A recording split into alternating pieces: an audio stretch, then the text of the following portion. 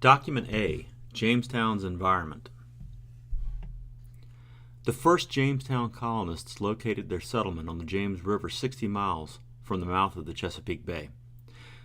They wanted to be far enough away from the bay to discourage a Spanish naval attack while still being in deep enough water to be reachable by English supply and trade ships. Drought caused several problems. First, it stunted corn growth. Second, it meant that shallow wells were not being replenished by rainfall. And third, it left brackish, backed-up stream water even more brackish. The best evidence suggests that most of the deaths in the summer of 1607 were caused by polluted river water rather than famine. The water near the fort was full of, quote, slime and filth, end of quote, and resulted in many deaths due to dysentery, salt poisoning, and typhoid. Many of the deaths that occurred more than 12 months later during the starving appeared to be the result of food shortage due to drought. Document B, Rainfall in Jamestown. Bald cypress trees live hundreds of years and grow in southeastern Virginia. In recent years, tree ring chronologies going back 800 years have been made available for the Jamestown area.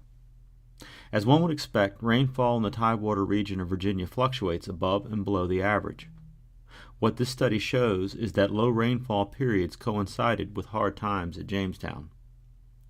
Science magazine is a serious, peer-reviewed journal.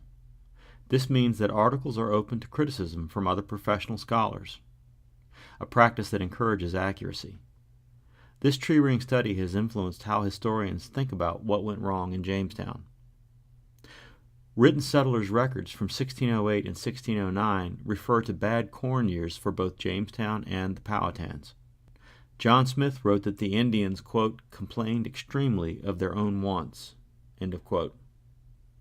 Bone fragments found on the fort grounds by archaeologists suggest that during the starving time, the winter of 1609 and 1610, conditions were very bad. Jamestown survivors ate their dogs and horses, and quite possibly rats and even the corpses of their own dead.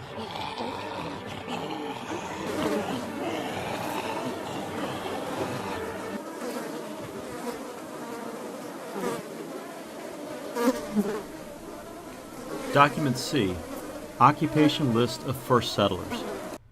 John Smith was born in England in 1580. He left home at 16, fought as a professional soldier in Hungary, was enslaved in Turkey, returned to England in 1604, and helped in the planning of the Virginia Company. Upon arrival on Jamestown Island, a sealed box produced his name as one of the colony's 7 council members.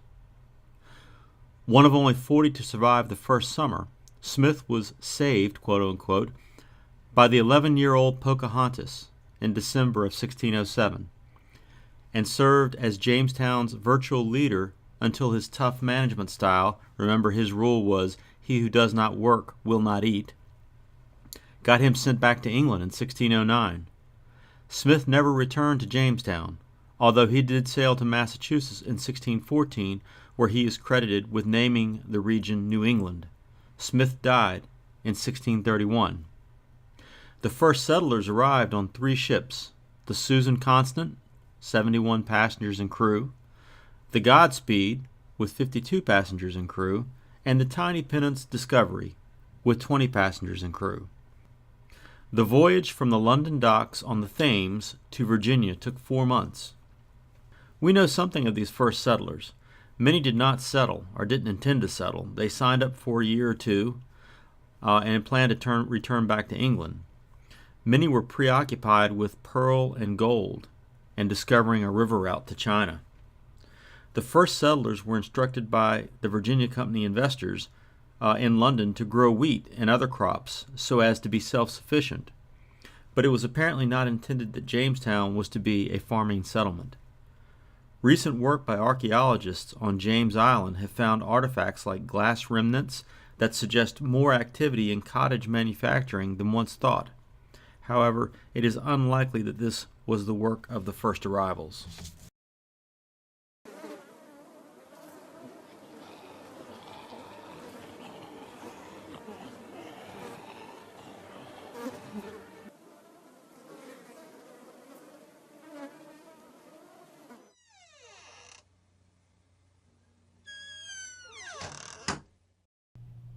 Document D. Grain trade with the Powhatans. The term Powhatan can cause confusion. It is sometimes used to identify the parent tribe in the area. At other times it is used to refer to the parent group plus satellite groups, like the Potawatomi Indians. In this document, Ivor Hume refers to this larger confederation as the Powhatan Confederacy. The satellite tribes lived in the area and were to some degree under the sway of the parent Powhatan tribe. To further confuse matters, the Powhatan chief was himself sometimes called Powhatan. More correctly, the presiding chief in these early years was named Wahansonakok. It was incidents like this, trade conducted by desperate settlers backed by the threat of force, that undoubtedly contributed to Indian reprisals. Document E reveals a sharp increase in killings by Indians beginning in mid-1609. In fairness to both sides, there were numerous instances of trade conducted on friendly terms without violence. The tragedy is that a single atrocity by settler or Indian could trigger more violence. The matter of disagreements within the Jamestown leadership and among the colonists is barely mentioned in this mini-Q. But it was a problem and, no doubt, affected morale and conditions. For example, at about the same time as the grain incident, John Smith was on his way back to England, and by some accounts against his will and in irons. He was not much liked by the other contenders for authority in Jamestown.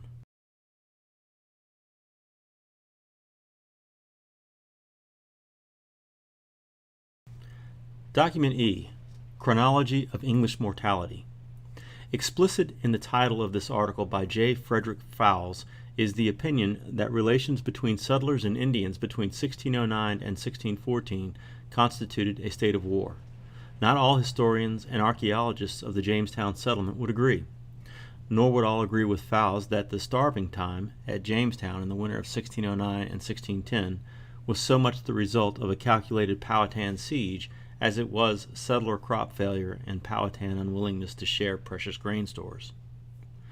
The purpose of this mortality chronology is to tally English deaths and causes. Obviously missing are Indian deaths. The truth is that the number is not known.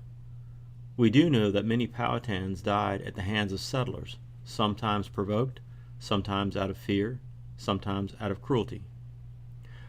One suggestion of this chronology is that Indian-settler relations were not so bad in the first 2 years, but then deteriorated in mid-1609. What is not shown, because it is beyond the time boundaries of this mini-Q, is that relations briefly improved in 1614 when Pocahontas, daughter of Wahansonakok, the Powhatan chief, married John Rolfe and sailed voluntarily to England. Pocahontas was very well received, but unfortunately died on the return voyage. This misfortune, and the growing threat of an expanding settler population, led to a Powhatan attack in 1622, where some 347 colonists were killed. The 37 deserters in 1609 were likely Francis West and crew.